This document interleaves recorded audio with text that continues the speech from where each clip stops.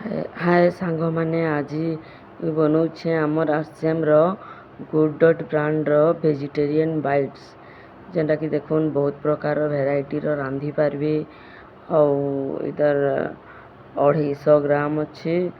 तार अमाउंटा हूँ 185 किंतु आमर आईडी रु इटा कम पड़सी मुझे प्याज काटी सारी मसला भी बनी सारी आउ एवं मुई इटा टिके बाहर करी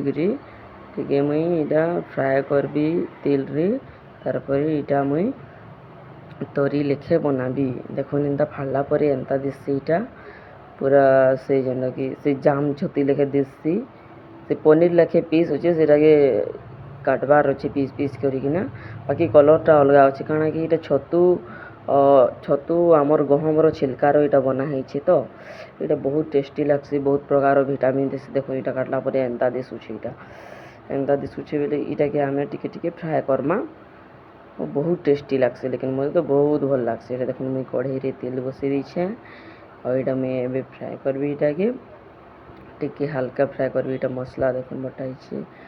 और प्याज भी कटाई छे टमाटर भी कटाई छे एबे मुझे इटा टिके ऑयल रे देली और इटा टिके फ्राए करबी बेसी नहीं टिके टिके कम कम टिके टिके फ्राए करबी इटा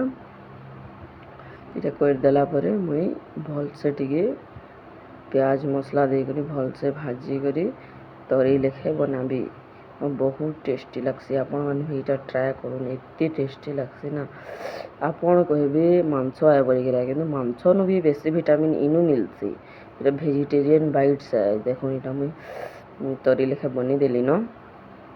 बहुत टेस्टी लगसी जिते माछ मांस खाइले जिते विटामिन प्रोटीन नहीं मिले इनु खाई आमको ई जिनिसटा खाई आमको बेसी विटामिन प्रोटीनटा मिलसी और खाइबे बहुत टेस्टी लगसी टिके टेस्टा टिके मिलमिकर टाइप लगसी बाकी कारण कि गहम छतुर बना है बोले इटा और टेस्टी रांधि सारा पर एंता दिशुचे इटा